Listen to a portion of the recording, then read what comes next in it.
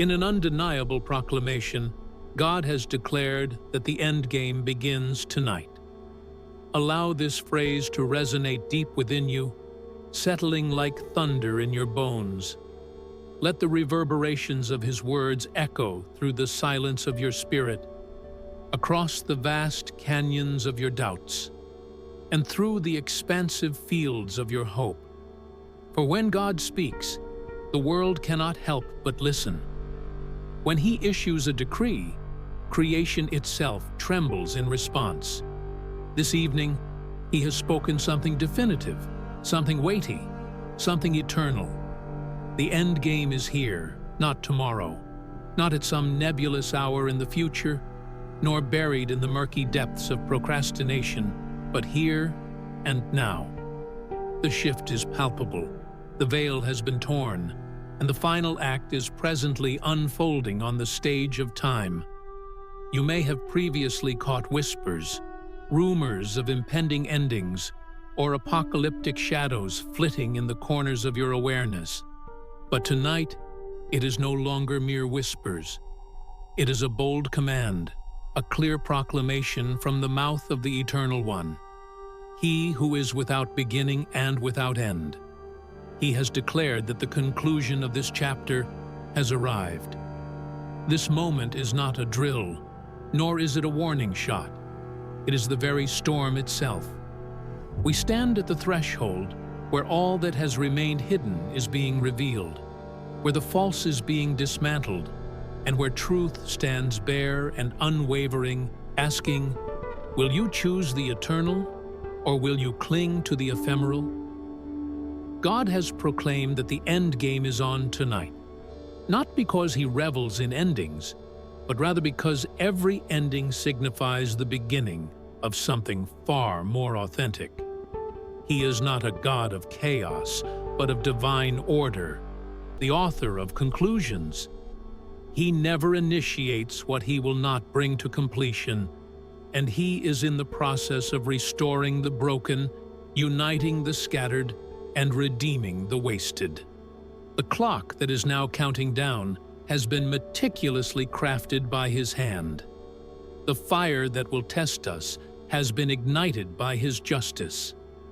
The silence that blankets us is pregnant with the weight of His voice. He has stepped into this grand theater we call the world, not with thunderous applause, but with a beckon. He is calling forth the faithful, exposing the lies, and declaring an end to deception. This is not an accident. It is an ordained moment, inscribed in a script that only the heavens fully understand. Look around you. Can you not feel the shift? The old systems are cracking like clay in the furnace. False kings are trembling upon their mounds of dust. And empires constructed on pride, blood, and greed quiver at the mere whisper of His name. When God states that the end game is here, it signifies that all things artificial will be unmasked. What has dwelled in darkness must now confront the illuminating light. You can no longer linger in a state of neutrality. You cannot serve two masters when the true master has returned to claim his own. This moment is not about instilling fear. It is about imparting clarity. It is not panic we face, but alignment.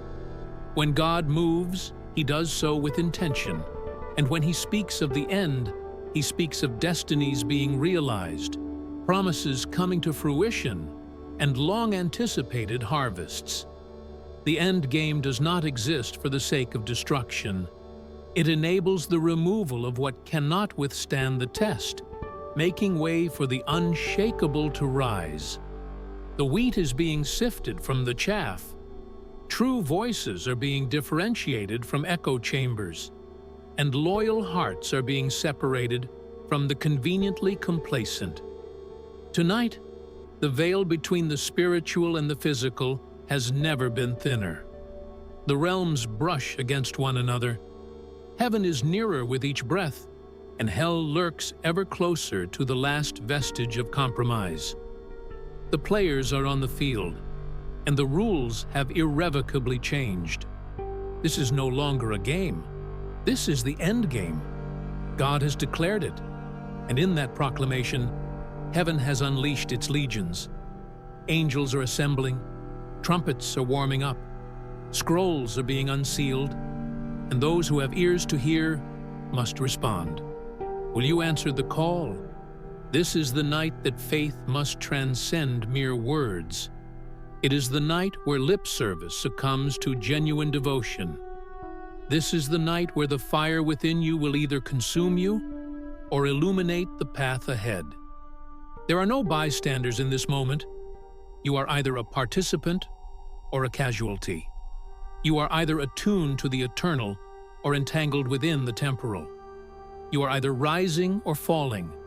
Neutrality has evaporated, and the gray has vanished. The dividing line has been etched with a sword of light, and every heart is now being weighed. He has proclaimed that the end game is here tonight, and heaven watches, not in dispassionate curiosity, but in heightened expectation. The great cloud of witnesses stands at the edge of eternity, their eyes fixed upon this moment, this hour, this critical choice. The prophets of old, the fiery martyrs, the saints who walked through trials, they are watching, not to judge, but to cheer. They have endured their endgame. Now it is your turn. This is your chapter, your battle, your victory, or your defeat. What have you built your life upon? What shapes your faith? Is it convenience or conviction, applause or obedience? Tonight, God is testing the very foundations upon which we stand. This storm does not come to crush you, but to reveal you. And what is revealed will either endure or crumble. In this hour, there is no hiding. Masks will disintegrate, illusions will vanish, and every towering structure erected in pride will bow low. Every tongue will confess, every knee will hit the ground, either in reverence or dread, because the King has spoken, and when the King speaks, creation must respond. You have not been crafted for comfort. You have been destined for this moment, this fire, this climactic act. You were born into a time of endings because you carry within you the seed of eternity. You were not meant to blend in with the culture of Babylon. You were intended to rise alongside Zion. Your calling is not to merely adorn the ruins, but to build altars. This season does not beckon safety. It demands strategy, discernment in knowing whom you walk with, whom you listen to, and whom you bow to. For who you honor will define your destiny. The idols tremble, false prophets stammer, and counterfeits are crumbling.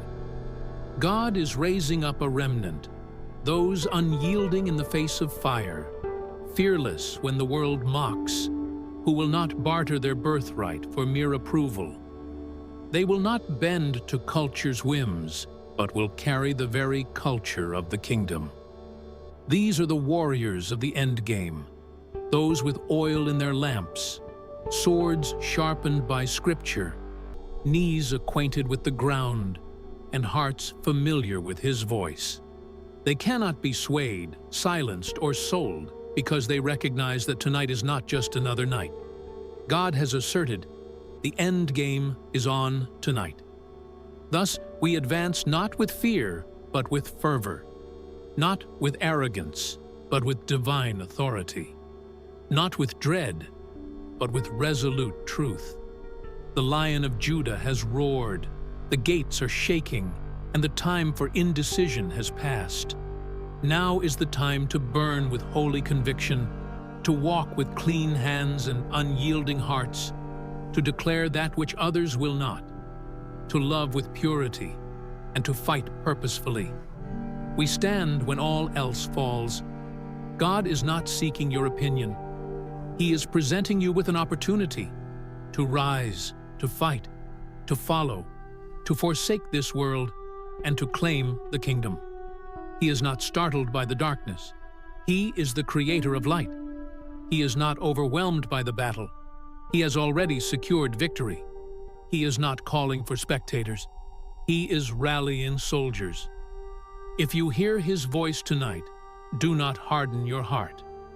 The endgame is not a threat, but an invitation, a reminder from eternity that this world is not your true dwelling. It is a divine call to rise from slumber and remember your identity. You are not just one among the crowd. You are an individual etched in fire, a soul marked by heaven.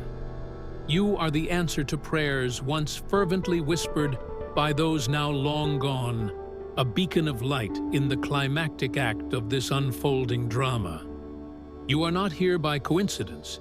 You are an integral part of this final chapter, and it is being written even now.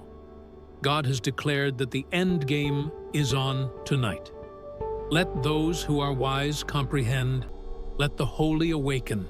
Let the lost be stirring. Let the proud be humbled.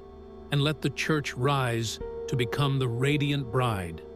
May the world bear witness to a people who still believe, who stand firm, kneel fervently, and fight valiantly, not with hatred, but with holiness, who realize that love is not weakness, the truth is not optional, and that Jesus is no mere myth, but the King returning. Not someday, but soon. The time is now. There is no further delay. God's declaration that the endgame is on tonight is not mere poetry, allegory, or a warning meant for a future generation.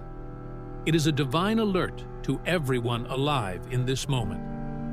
We stand at the precipice of a line that once seemed distant, now appears painfully clear, undeniably real, and spiritually unavoidable. There is finality in his words, a resonating echo refusing to be ignored. God is not merely suggesting that something may happen, he is declaring that something has already begun. The countdown is in progress. It has already commenced.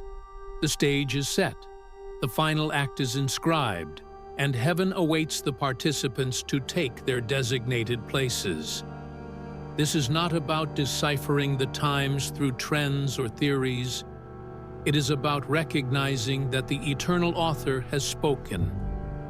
Heaven has moved into position, and we are no longer living in an age of spiritual neutrality or the luxury of indecision. We have arrived at a point in history where every delay becomes perilous, and every compromise carries a hefty price. We are not assured of another decade, another year,